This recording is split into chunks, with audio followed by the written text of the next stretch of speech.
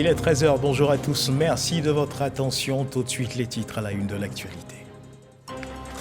Des milliers de femmes réunies dans l'enceinte du Palais des Sports de Treichville ont célébré le président de la République Alassane Ouattara hier samedi. Une cérémonie placée sous le haut patronage de la première dame de Côte d'Ivoire, Dominique Ouattara. Des femmes de Côte d'Ivoire venues remercier le président de la République pour les initiatives prises en vue d'améliorer leurs conditions de vie. Des maternités, des salles de classe, une cantine scolaire équipée et un forage mis à disposition des populations des villages de Kéfesso, Dioulabougou et Kéfesso, sous-préfecture de Guitry, dans la région du Lodjibois. D'une valeur de plus de 200 millions de francs CFA, ces infrastructures ont été réalisées dans le cadre du projet Prosper de Care International, cofinancé par ses partenaires. On en parle dans cette édition. La journée mondiale de la fonction publique célébrée ce 23 juin 2024, une journée décrétée par les Nations Unies pour la mise en avant de la qualité du service dans l'administration publique. La ministre d'État, ministre de la fonction publique Anne-Désirée Ouloto invite fonctionnaires, agents de l'État à s'investir afin de bâtir une administration publique moderne et de qualité. Voilà pour l'essentiel. Madame, monsieur, bonjour et merci de nous suivre. Nous sommes aujourd'hui le 23 juin 2024, journée mondiale de la fonction publique. Les fonctionnaires du monde entier célébraient ce jour. La Côte d'Ivoire n'est pas en marge de cette célébration. Des festivités sont d'ailleurs prévues dans ce cadre. La journée mondiale de la fonction publique qui sera d'ailleurs au cœur du Dimanche Magazine de ce 13h. À cet effet, nous recevons le directeur général de la transformation du service public, monsieur Yeboué Auguste. Bonjour, monsieur Yeboué Auguste. Bonjour, monsieur. Et merci d'être avec nous sur ce plateau. Merci. Alors, dites-nous en quoi consistent vos missions, monsieur Yeboué. Merci, monsieur Guivet. La mission principale de la Direction générale de la transformation du service public est de concevoir, en liaison avec les autres administrations, la modernisation de l'administration sous l'angle du service public et de coordonner la mise en œuvre de cette stratégie. Alors, merci monsieur Yeboué de nous instruire bien sûr la nature de vos missions et de nous introduire pour le sujet qui sera abordé dans une demi-heure. Mais avant, regardons ensemble à cette grande cérémonie hommage organisée par les femmes de Côte d'Ivoire en l'honneur du président de la République Alassane Ouattara. C'était hier samedi en présence du vice-président de la République, du Premier ministre, des présidents d'institutions, de la première dame Dominique Ouattara. Près de 50 000 femmes réunies au Palais des Sports de Treichville pour célébrer le président de la République Alassane Ouattara. Une cérémonie placée sous le haut patronage de la première dame de Côte d'Ivoire, Viviane Haïma. Affluence record dans l'enceinte du Palais des Sports. Le grand rassemblement des femmes de Côte d'Ivoire pour rendre hommage au président de la République Alassane Ouattara a dépassé les attentes du comité d'organisation. Les femmes de Côte d'Ivoire, dans toute leur diversité sociale, politique, professionnelle, se sont déplacées massivement malgré le ciel menaçant de ce samedi. Ambiance de fête, d'où émanait un sentiment de solidarité, la communion semblait totale.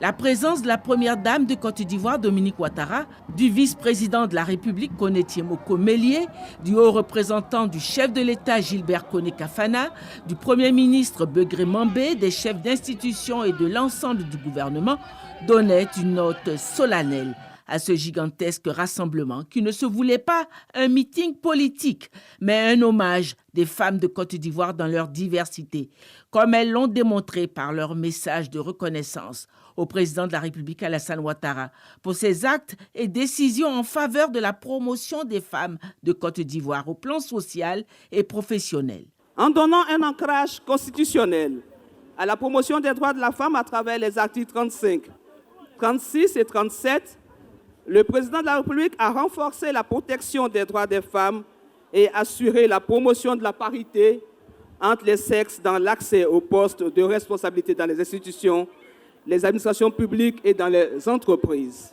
Le président de la République a su créer un environnement propice à l'innovation, à la croissance et à la réussite de nos entreprises. Les programmes sociaux de soutien financier que vous avez mis en place, comme les fonds d'investissement dédiés aux femmes, ont permis à beaucoup d'entre nous de concrétiser nos projets et de développer nos entreprises. La prise du décret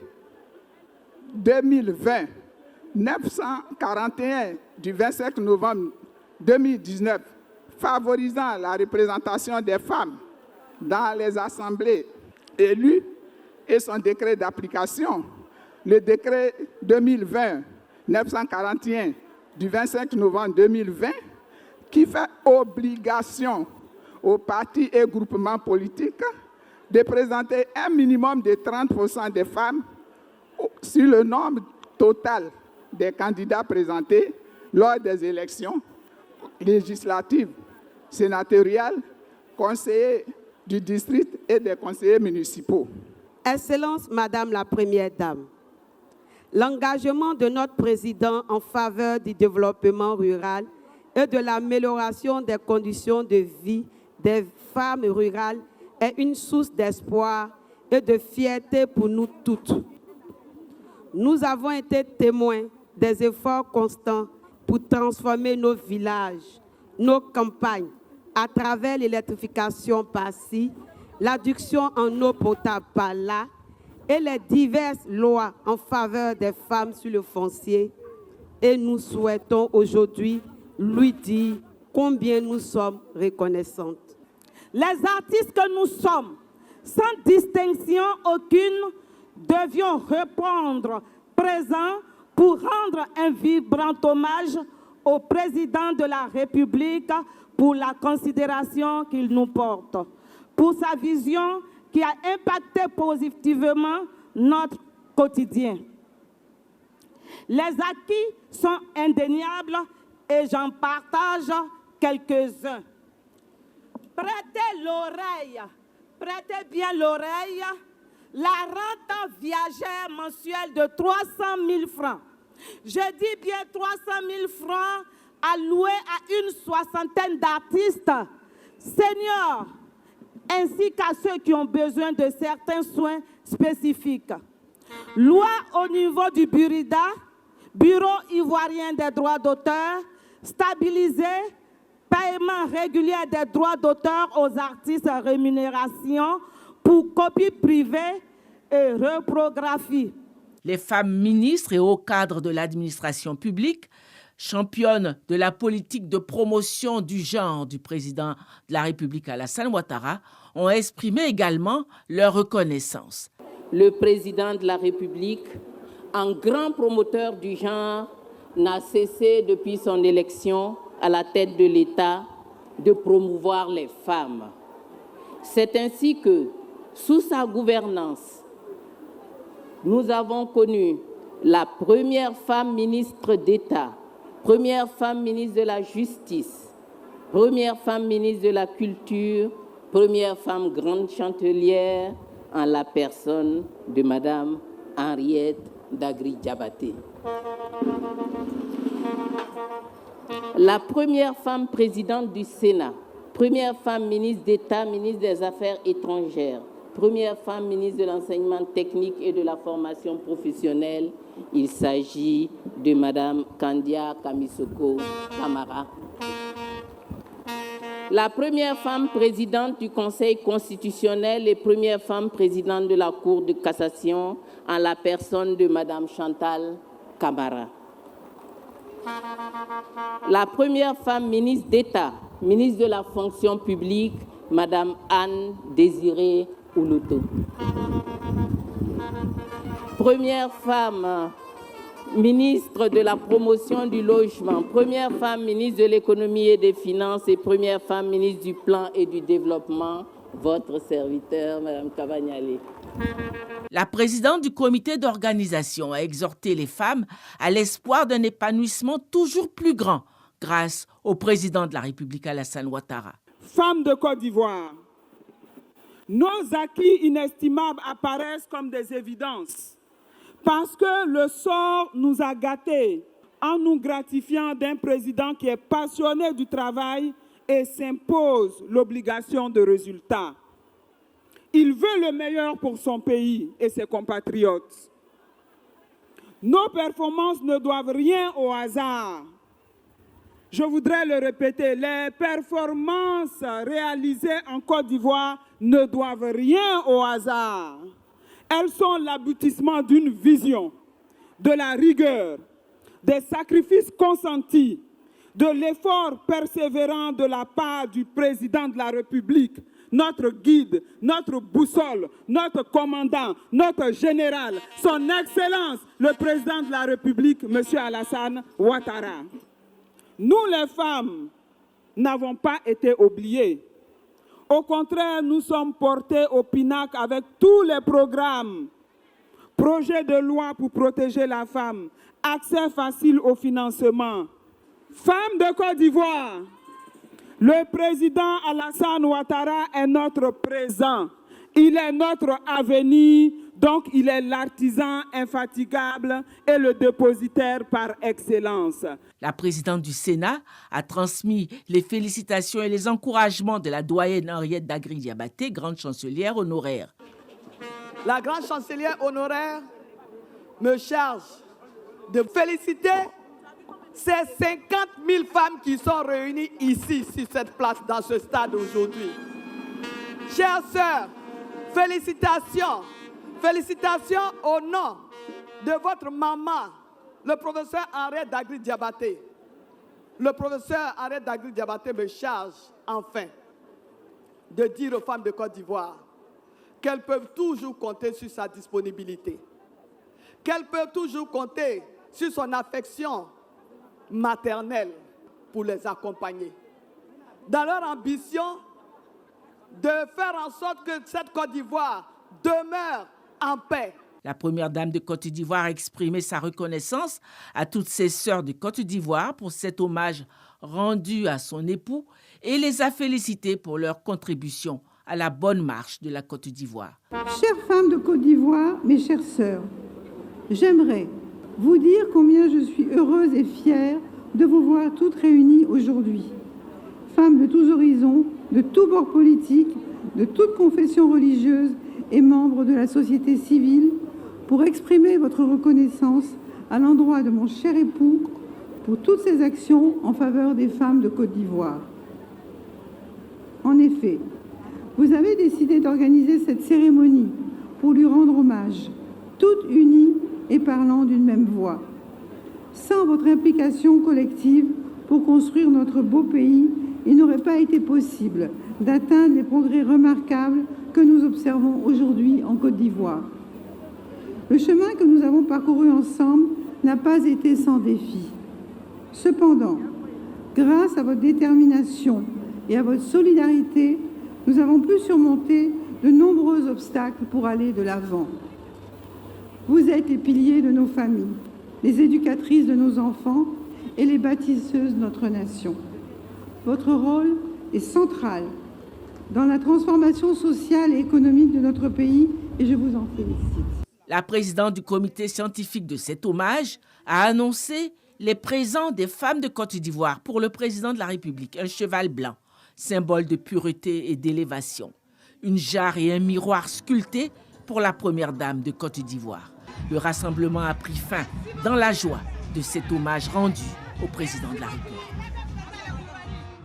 Voilà, 50 000 femmes venues d'horizons divers pour rendre hommage au chef de l'État, Alassane Ouattara, à travers cet événement exceptionnel qui met en avant les initiatives prises par le président de la République pour améliorer leurs conditions de vie, une diversité de profils qui illustre bien l'impact des politiques mises en place en leur faveur. Ces femmes, Sidonie Davila leur a tendu son micro. C'est un grand jour pour toutes les femmes de Côte d'Ivoire. Ce samedi, elles ont décidé de rendre un hommage mérité au président de la République, Alassane Ouattara.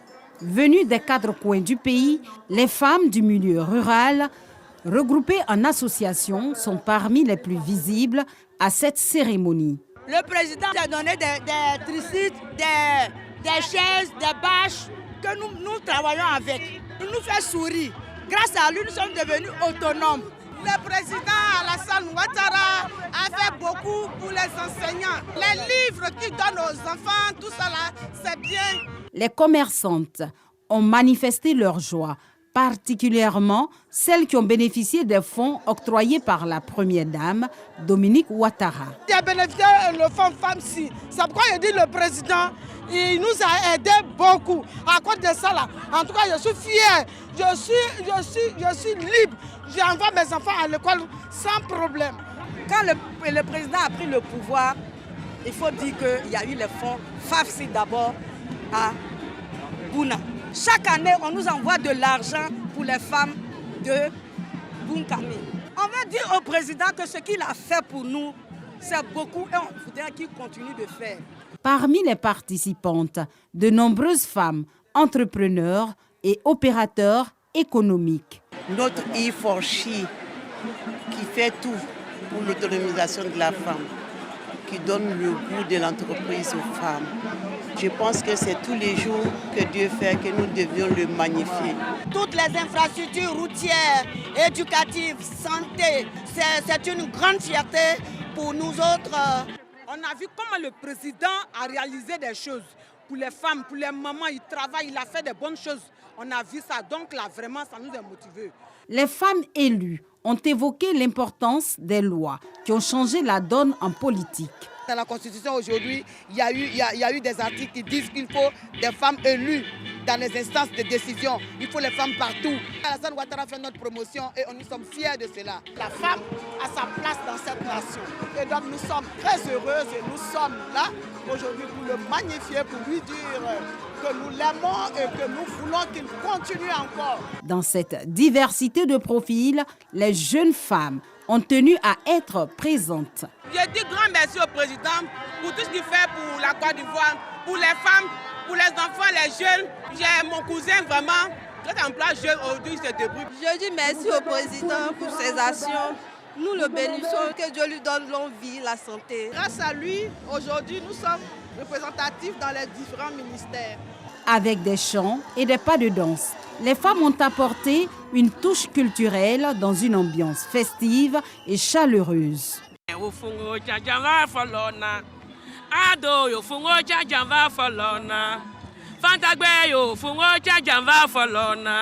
tout cas, ce qu'il a fait pour les artistes, quand il y a des cérémonies, on nous appelle. Nous aussi, on gagne nos gomos, on se débrouille, on mange un peu. Je suis venu à Abidjan, j'ai vu tout est joli ici, Korogo, pareil, tout. Bagoué, tout est même chose. Tout est goudronné. Qu'elles soient commerçantes, entrepreneurs, élus, enseignantes, artistes ou jeunes, la diversité des profils présents à cette cérémonie d'hommage montre bien l'impact de la politique globale du président Alassane Ouattara sur les femmes de Côte d'Ivoire. Voilà, grande cérémonie hommage des femmes au chef de l'État. Notre reporter Éric Gouré était également présent à cette cérémonie. Il a tendu son micro à certaines de ces femmes, on les écoute. Il est au pouvoir, là. On est content. Son travail, là, j'aime. Plutôt que de 30 000 femmes attendues, ce sont 50 000 femmes de la Côte d'Ivoire qui se sont mobilisées pour dire merci à Alassane Ouattara. Le parc des sports de Treichville s'est trouvé exigu pour cette journée qui montre la reconnaissance de ces femmes au président de la République. Femmes de l'Ouest, du Nord, du Sud, de l'Est, du Centre ont marqué leur présence. Un homme qui est pour son pays, qui met les moyens pour les femmes aujourd'hui, qui sont émancipées aujourd'hui, qui sont chefs d'entreprise aujourd'hui. On vient d'avoir tout de suite un exemple palpable. Une dame du marché est devenue maire. Le pays profond a également fait parler de ses prouesses culturelles, à commencer par le Zaouli, musique et danse du pays Gouro, patrimoine immatériel de l'UNESCO.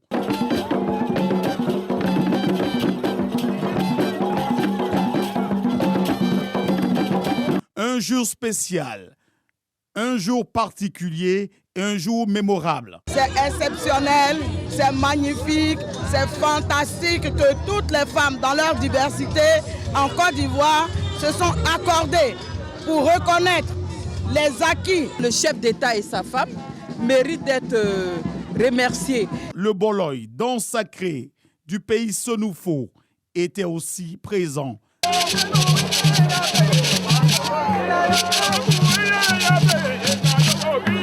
La diversité culturelle ivoirienne en bonne place. Nous avons porté cette tenue aujourd'hui, le 8 mars. Ça a une belle signification. Pour dire au président de la République que ce n'est pas les femmes du RADP, ni les femmes du PDC, ni les femmes du PPAC, c'est les femmes de la Côte d'Ivoire. La présidente du comité scientifique, Raymond Goudou Kofi, salue ce grand leader qu'est Alassane Ouattara. Reconnaître que le président Alassane Ouattara, sous sa gouvernance, a effectivement pris en compte les femmes comme il a dit, en 2011, et les femmes nommées sont énormes. Nous avons énormément de femmes nommées dans tous les secteurs d'activité. Et cette reconnaissance était nécessaire. Et ce que nous voulons dire aujourd'hui, c'est dire merci aux femmes des différents partis politiques. Les femmes rurales, les femmes du vivrier, les femmes entrepreneurs, les commerçantes sont reconnaissantes à Alassane Ouattara. C'est un grand bâtisseur, un homme qui veut la paix en Côte d'Ivoire. C'est ce homme nous on veut comme le président de la Côte d'Ivoire. Donc vraiment, on souhaite longue vie à notre président. Un cachet de grande facture à la grande satisfaction du public. La première dame Dominique Ouattara, debout. Je suis très heureuse pour la fête d'aujourd'hui parce que j'ai vu ma maman Dominique Ouattara danser.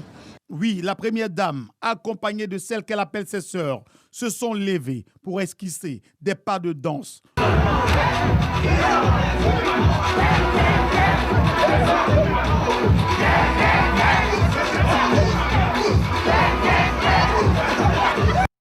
Ambiance festive en tout cas, voilà ce que l'on pouvait retenir de cette cérémonie hommage des femmes de Côte d'Ivoire au président de la République Alassane Ouattara. Madame, Monsieur, sachez également que ce dimanche, à 23 juin, le monde entier commémore la journée internationale de la veuve. Le but de cet événement est de sensibiliser l'opinion et d'obtenir une meilleure défense des droits des veuves dans le monde.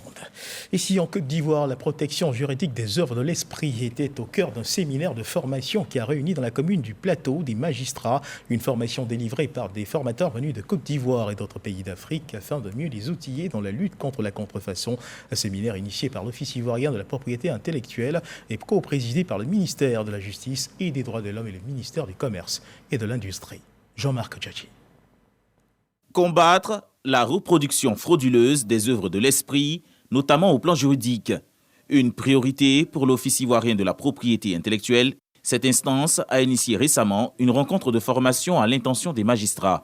Un renforcement de capacité pour leur permettre d'assurer avec plus d'efficacité la protection juridique, voire la préservation de toute activité résultant d'une activité intellectuelle ou artistique. Nous avons donc tenu à organiser ce séminaire de telle sorte que les magistrats ivoiriens qui sont au quotidien en train de travailler à défendre les droits de propriété qui sont violés ça et là, pour leur permettre d'être mieux outillés pour renforcer, consolider l'écosystème de la propriété intellectuelle en Côte d'Ivoire. Formateurs et participants entendent mettre à profit ce séminaire pour être en mesure de participer de façon significative au ralentissement et même à l'éradication de la contrefaçon. Il est question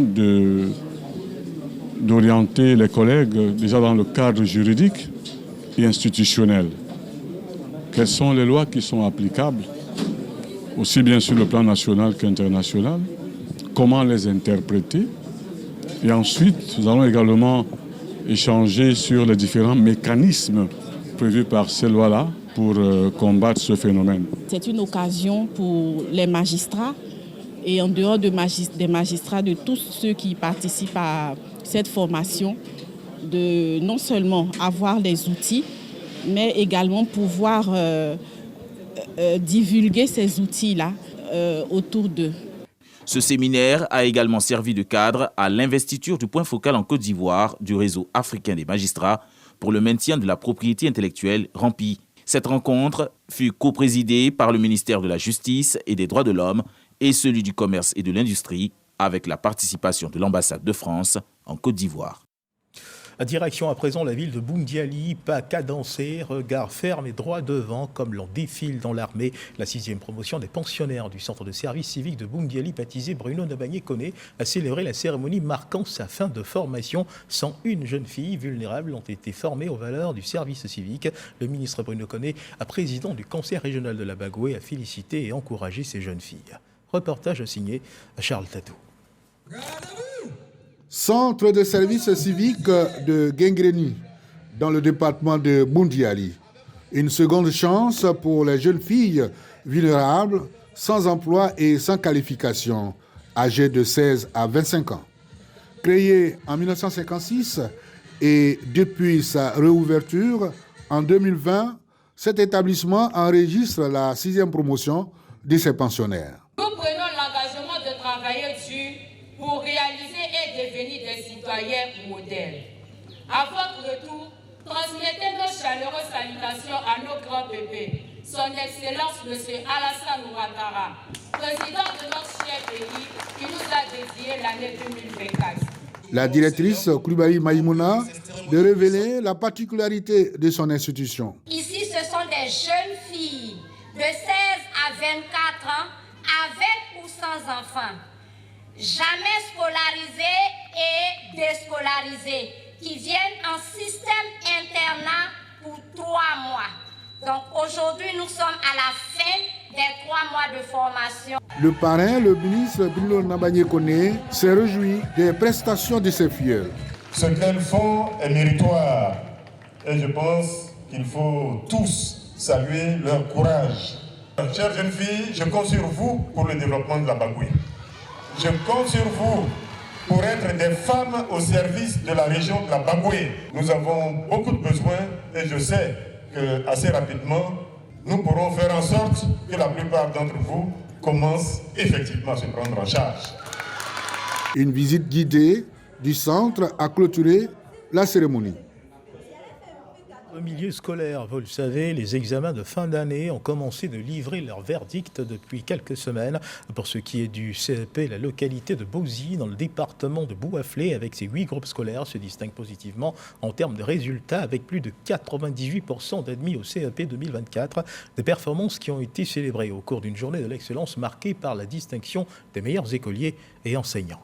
Léon Brou. Un kit scolaire complet, un tableau d'honneur et un terrain de 600 mètres carrés d'une valeur de 3 millions de francs CFA, prix d'excellence reçu par cette écolière pour ses meilleurs résultats. Première du secteur pédagogique Bozy et deuxième de l'IEP Bouaflé Centre à l'examen du CEPE et du concours d'entrée en 6e session 2024. J'ai dit d'abord merci à mon père. Car il a payé tous mes livres. Comme Oreb et ses camarades candidats heureux au CEPE, les meilleurs enseignants du secteur pédagogique Bozy et l'inspecteur de l'enseignement préscolaire et primaire Bouaflé Centre, aussi récompensés pour l'excellence de leurs résultats. Respectivement, 98% et 86% d'admis à l'examen du CEPE 2024, hissant leur circonscription au-dessus de la performance nationale de 84,10%. Je souhaiterais que les autres conseillers pédagogiques aient les mêmes manières de travailler que celui du secteur Bozy. Il a lui-même organisé un examen blanc et on a vu le résultat. Parrain de la journée de l'excellence à Bozy, le président de la mutuelle de développement de la localité. Il entend encourager la saine émulation et la formation du capital humain, base de tout développement. On dit qu'il détient la terre, détient le pouvoir. Donc déjà, on commence à leur donner un peu de pouvoir en leur donnant quelques portions de terre, quelques terrains que les parents pourraient mettre même en vente pour assurer leur scolarité. Mais déjà, est-il que le plus important pour nous, c'est de dire aux enfants qu'il faut qu'ils travaillent parce que demain leur appartient. Également récompenser les meilleurs écoliers des classes de CP1 au CM1 du secteur pédagogique Bozy. Et on continue de parler d'excellence dans ce journal, direction cette fois d'Ignago dans le département de Gagnoa où les élèves les plus méritants ont été donc célébrés. Cette cérémonie de récompense et en est à sa 6e édition. Elle vise à susciter l'esprit d'excellence en milieu scolaire dans le département de Gagnoa. Le reportage de Michel Digré. Après une année scolaire bien remplie, les élèves les plus méritants de la localité de Tignago sont récompensés. Et comme l'année dernière, les jeunes filles ont dicté leurs lois. Lors de toutes les compétitions scolaires, elles raflent, 70 à 80% des prix. Que ce soit au primaire ou que ce soit au secondaire ici à Dignago. Pour l'initiatrice des Journées du mérite et de l'excellence à Dignago, la scolarisation des jeunes filles doit être une priorité. Envoyer une fille à l'école, c'est lui donner la possibilité d'acquérir des connaissances qui lui permettront de prétendre à un avenir et de construire son devenir également. L'éducation d'une fille est par ailleurs un formidable instrument de lutte contre la pauvreté. Une fille instruite est une source de développement équilibré et de réduction des risques de vulnérabilité liés aux effets néfastes des grossesses précoces et multiples. Les enseignants et les parents d'élèves ont été également félicités et invités à continuer le travail d'encadrement, condition d'excellents résultats scolaires.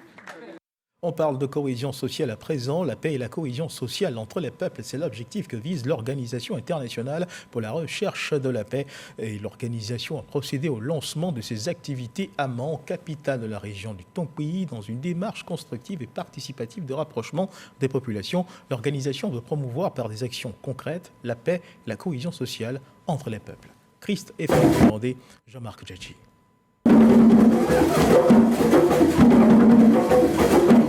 Nous sommes à la cérémonie de lancement des activités de l'OIRP, l'Organisation internationale pour la recherche de la paix, dans la salle Amadou Gon Koulibaly de la mairie de Mans. Chefs traditionnels, ONG, associations et ambassadeurs, tous ont répondu à l'invitation de l'OIRP, dont l'objectif est de consolider les valeurs de paix à travers la culture du respect des droits de l'homme et l'évolution des valeurs. Mans est un modèle de résilience, un modèle de paix, de cohésion.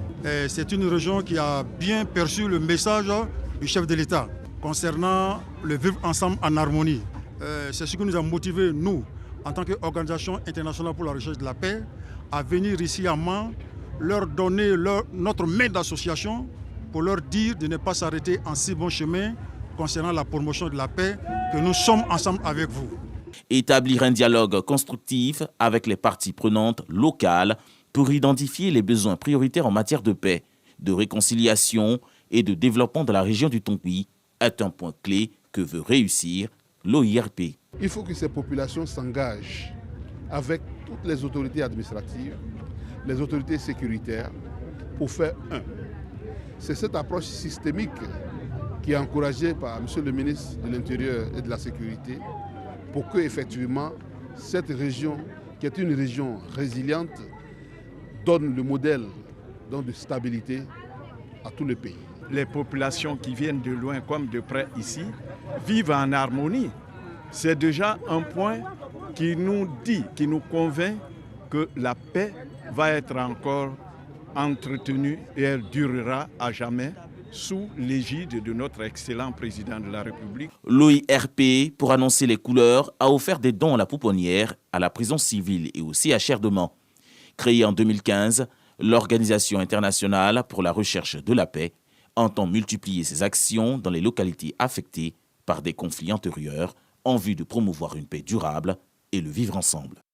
Et la cohésion sociale célébrée place à présent aux actions de développement avec le deuxième titre de ce journal, des maternités, des salles de classe, une cantine scolaire équipée d'un forage mis à disposition des populations des villages de Kéfesso, Dioulabougou et Kéfesso, sous-préfecture de Guitry, dans la région du Lot-du-Bois, d'une valeur de plus de 200 millions francs CFA. Ces infrastructures ont été bien réalisées dans le cadre du projet Prosper de Care International, cofinancé par ses partenaires Cargill et la coopérative Socab, des infrastructures qui visaient bien à améliorer les conditions de vie des producteurs de cacao de la localité. Soro Corona. L'ONG Care International continue de réaliser des projets de développement au profit des populations vulnérables. Les populations des villages de Kéfesso, Dioulabougou et Kéfesso, sous-préfecture de Guitry, dans la région de Lot-du-Bois, bénéficient de plusieurs infrastructures sociales de base. Un forage équipé d'un mini-système d'adduction d'eau potable à base d'énergie solaire. Une maternité entièrement équipée avec le logement de la sage-femme. 3 salles de classe avec bureau du directeur et une cantine scolaire. Ces infrastructures de plus de 200 millions de francs CFA sont réalisées dans le cadre du projet Prosper de Care International avec ses partenaires Cargill et la coopérative Soka Bébé. Nous avons choisi d'agir dans la santé parce que quand nous avons fait notre apparition dans le village, nous avons vu qu'il n'y avait pas de maternité. Et les femmes se déplaçaient pour aller jusqu'à Guitry, à Tiegba pour faire les accouchements. Ce projet, je le matérialise encore plus aujourd'hui. De voir tout ça, c'est vraiment quelque chose qui est important. Évidemment, quand je vois tout ça, ça n'aurait pas été possible sans le soutien de CARE. Les populations sont reconnaissantes des actions de l'ONG CARE et de ses partenaires. Aujourd'hui, on a la maternité à Kéfesso-Dioulabougou.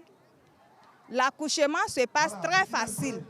Vraiment, nous sommes contentes Pour les responsables des Care International, ces projets viennent améliorer les conditions de vie des populations productrices de cacao de la localité. Notre objectif Care International en Côte d'Ivoire, nous travaillons pour l'amélioration des conditions de vie des communautés. Notre partenaire qui finance ces programmes-là, avec lui aussi ses partenaires, et qui ont eu pour souci aussi d'améliorer les conditions de vie des communautés chez qui ils prennent ces cacao-là. À côté de ces infrastructures, Care International a mis en place 23 AVEC, Association de valorisation d'entraide communautaire, avec une épargne de plus de 86 millions de francs CFA. Et on parle cette fois de commerce de produits vivriers. L'ONG Care International et l'ECPV ont initié une formation à l'intention des membres des associations Village Épargne Crédit afin de leur donner les rudiments nécessaires pour leur permettre d'écouler leur production vivrière sans difficulté. C'était dans le département des métiers, expérience enrichissante pour les participants. Herman Yamia. L'accès au système de marché, les techniques de vente et négociation et les opportunités de revenus rentables enseignées aux membres des associations villageoises d'épargne et de crédit AVEC du département de Bétier.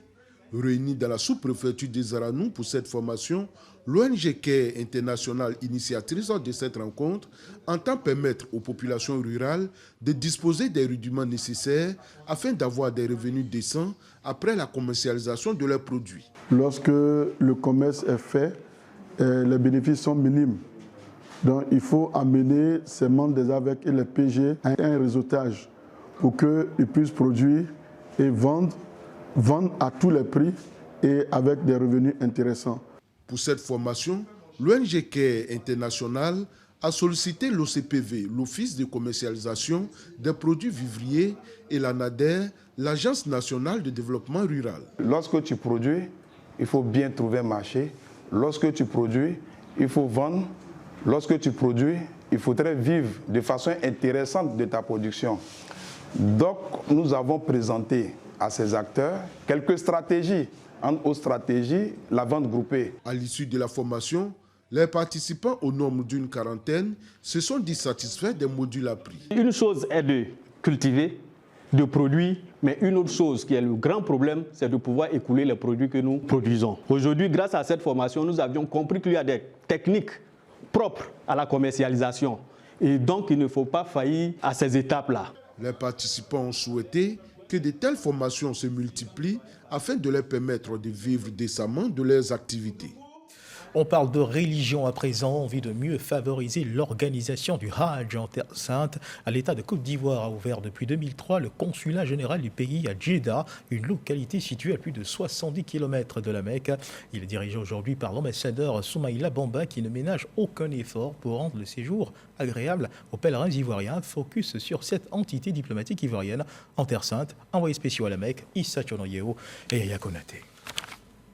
Djeddah est une ville située à 75 km de la Mecque. C'est dans cette localité que la Côte d'Ivoire a installé son consulat général. Le consulat général de Côte d'Ivoire existe depuis octobre 2003. Son ouverture obéit à une préoccupation du gouvernement ivoirien, faire en sorte que les pèlerins de Côte d'Ivoire soient pris en charge dans les meilleures conditions possibles. Ça, c'est la première mission. Ensuite, le consulat général vise une meilleure gestion de la communauté ivoirienne résidant en Arabie Saoudite. Depuis la prise en charge de la gestion du Hajj par l'État, il y a une amélioration notable du pèlerinage des Ivoiriens en Arabie Saoudite. À ce jour, la Côte d'Ivoire est comptée au nombre des pays les mieux organisés dans la participation au Hajj. Un duplex situé dans un quartier huppé de la ville, donnant fière allure à l'image du pays. Il comprend plusieurs bureaux, dont 3 vice-consuls, ceux d'un payeur, du protocole, du consul général, une salle à Alassane Ouattara, dès qu'on y entre, et une salle de réunion. Nous sommes dans la salle de conférence internationale Alassane Ouattara. Cette dénomination pour rendre hommage au chef de l'État. Djeddah a bénéficié du grand soutien du chef de l'État qui nous a permis d'acquérir ce bâtiment pour permettre le fonctionnement du consulat général. Le consulat général en Terre Sainte est celui qui s'occupe de l'organisation du Hajj. À ce titre, l'ambassadeur Soumaïla Bamba n'hésite pas à faire face aux difficultés des Ivoiriens. Il faut bénéficier d'une invitation par une entreprise ou un individu au niveau de l'Arabie Saoudite qui vous envoie le visa. Et dès que vous arrivez sur le territoire saoudien, cet intermédiaire est votre tuteur, que les Saoudiens appellent le kafil. Et c'est lui qui, auprès du ministère de l'Intérieur, sollicite un titre de séjour pour vous. Il y a une frange importante de membres de notre communauté qui sont là sans titre de séjour, mais il faut avouer que ce sont des personnes qui sont arrivées de façon clandestine dans le royaume. Ils profitent d'un voyage en faveur de la Oumra ou du pèlerinage à la Mecque pour s'installer. Et quand vous procédez ainsi, il est très difficile pour vous d'obtenir le titre de séjour. Lorsque nous organisons nos tournées des visites auprès de nos communautés dans les villes de Médine, La Mecque et Jeddah, nous les sensibilisons. Compte tenu des innovations apportées par le président de la République, son Excellence Alassane Ouattara, qui favorise l'installation de la diaspora en Côte d'Ivoire. C'est le lieu de rappeler que la sphère de compétences du Conseil général se limite aux villes de Médine, La Mecque et Jeddah. Justement, en rapport avec le Hajj, l'Égypte durcit le ton vis-à-vis d'organisateurs de Hajj pour le pèlerinage en Arabie Saoudite après les récentes pertes en vie humaine enregistrées il y a peu au cours du pèlerinage, révocation de licence, renvoi de dirigeants de ces entreprises devant la justice et imposition d'amendes pour soutenir les familles des victimes. Nous le disions à l'entame de cette édition, la journée mondiale de la fonction publique est célébrée ce 23 juin 2024. Cette journée décrétée par les Nations Unies vise de mettre en avant la qualité du service dans l'administration publique. La ministre d'État, ministre de la fonction publique, Anne Désiré Oloto, s'est saisie de l'occasion pour inviter fonctionnaires, agents de l'État à s'investir afin de bâtir une administration publique moderne de qualité qui réponde aux besoins des citoyens. Grace Kando. Les Nations Unies organisent le 23 juin de chaque année la Journée mondiale de la fonction publique. À l'instar de la communauté internationale, la Côte d'Ivoire célèbre depuis 2021 le service public et ses animateurs. À l'occasion des manifestations de cette célébration, l'état du service public est évalué en même temps que le ressenti des usagers clients, en lien avec la qualité des prestations fournies. Les fonctionnaires reconnus pour la qualité de leur état de service sont également récompensés. Chers concitoyens, usagers clients du service public, chers fonctionnaires et agents de l'État, sous le merveilleux leadership du président de la République, son Excellence Alassane Ouattara, la Côte d'Ivoire est résolument engagée dans un processus dynamique d'émergence. L'administration qui doit y contribuer efficacement se transforme pour se hisser au diapason des attentes multiples et de plus en plus complexifiées des populations. Plusieurs réformes ont été engagées en vue d'améliorer les conditions de vie et de travail des fonctionnaires et agents de l'État.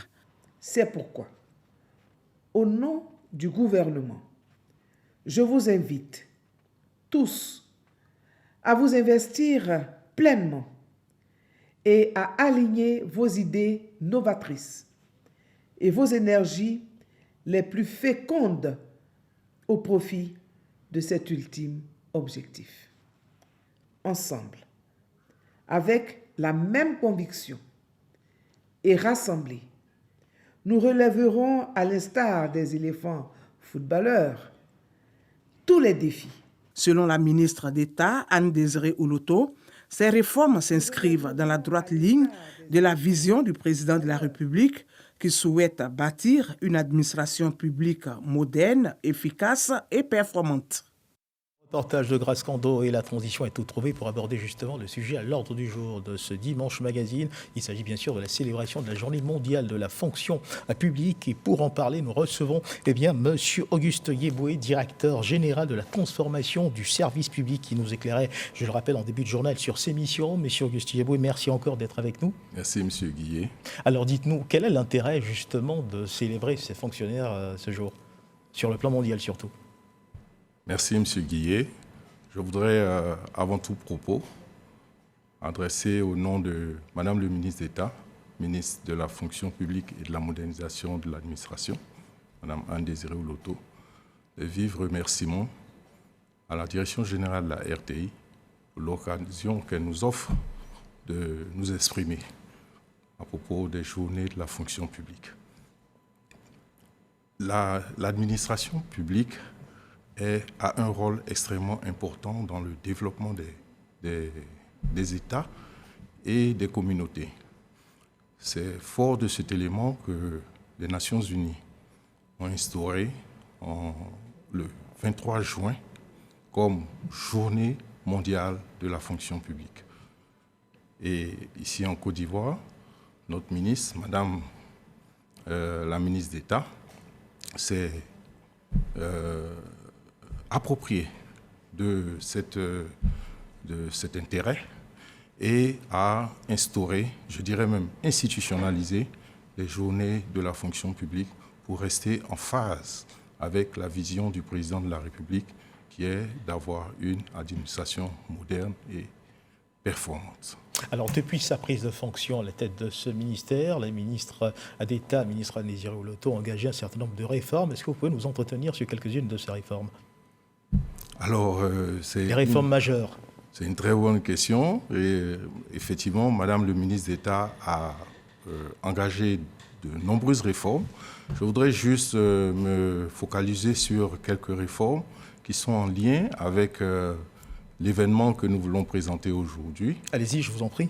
Alors, d'abord, l'institutionnalisation même des journées de la fonction publique, qui est une réforme importante parce qu'elle donne l'occasion aux fonctionnaires de vivre la convivialité et de partager des moments importants. Il y a le statut général de la fonction publique, ce nouveau statut général de la fonction publique qui est aujourd'hui la joie, je dirais, des fonctionnaires et pour lesquels les décrets d'administration, les décrets d'application, sont en cours d'élaboration. Il y a aussi le clin d'œil fait aux femmes, la formation au leadership féminin de 3000 femmes pour encourager, faciliter l'accession des femmes à la haute fonction publique de notre État. Et je pourrais énoncer aussi la mise en place ce que nous appelons le CRUG, le Centre de relations usagers-clients, qui permet aux fonctionnaires d'avoir un accès au ministère et aux différentes directions du ministère de façon très aisée. Alors, M. Yebou, dites-nous, en comparaison aux années antérieures, est-ce qu'il fait bon aujourd'hui, est-ce qu'il fait bon réellement aujourd'hui d'être fonctionnaire en Côte d'Ivoire? Ah oui, ah oui. Le président de la République a donné le ton en août 2022 par la signature de la deuxième trêve sociale et toutes les mesures qui l'accompagnent, ce qui a renforcé la dignité des fonctionnaires du point de vue matériel. Et nous le sentons dans l'organisation des concours. Les candidats sont beaucoup plus nombreux dans les concours de l'administration publique. Alors, ces avancées positives sont assurément, pour les fonctionnaires, une source de motivation supplémentaire dans l'accomplissement de leur mission, n'est-ce pas? Ah oui, oui, bien sûr. Est-ce que cela se ressent véritablement au quotidien? Oui, cela se ressent au quotidien parce qu'aujourd'hui, on peut dire que les fonctionnaires sont plus présents au travail.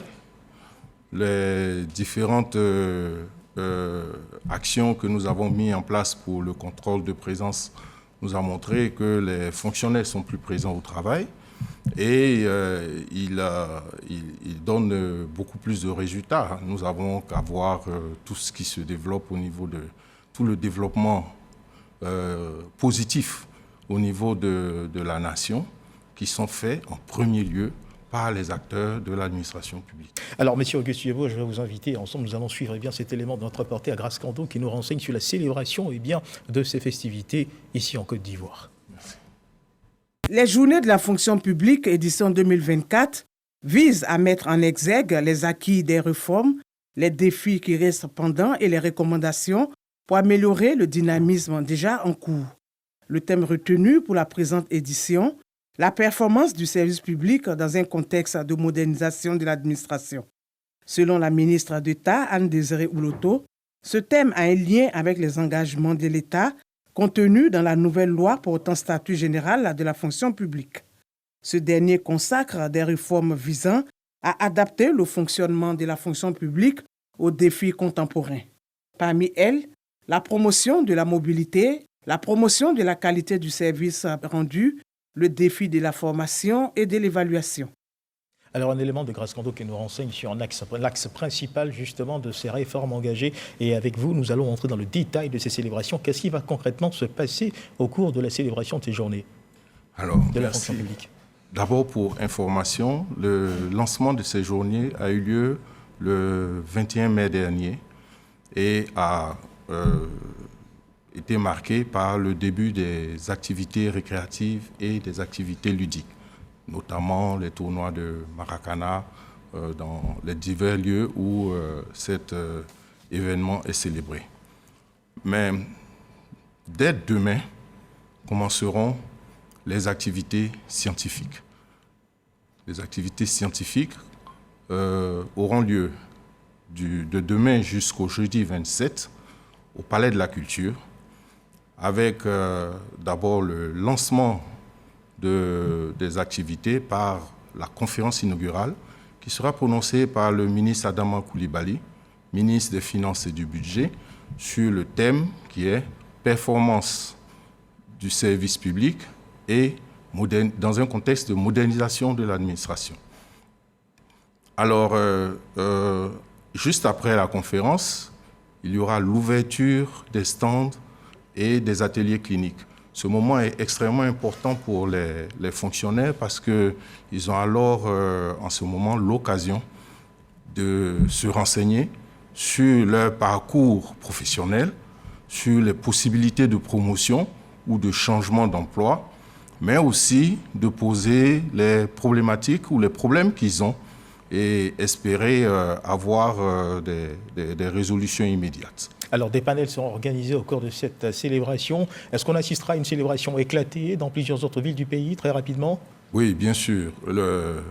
Madame le ministre d'État a insisté pour que cet événement soit vécu par tous les fonctionnaires sur tout le territoire national. Donc, l'année dernière, nous avions ces événements dans 3 régions. Cette année, nous passerons à 10 régions. Alors, ces fonctionnaires sont certainement nombreux à nous suivre en ce moment. Est-ce que vous avez un message très rapidement à leur intention? Très rapidement. Oui. Alors, le message essentiel, c'est de demander aux fonctionnaires d'être présents, de venir dès demain au Palais de la Culture pour participer aux Journées de la fonction publique 2024. Merci à vous, M. Auguste Yeboué. Madame, Monsieur, c'est la fin de ce Dimanche Magazine. Nous recevions à l'instant ce 13h, M. Auguste Yeboué, directeur général de la transformation du service public, avec qui nous avons parlé de la Journée mondiale de la fonction publique célébrée ce 23 juin et de la série d'événements organisés dans le cadre de cette célébration en Côte d'Ivoire. M. Auguste Yeboué, merci d'avoir été avec nous. Merci de nous avoir suivis. Ce journal est terminé. Bon début de semaine.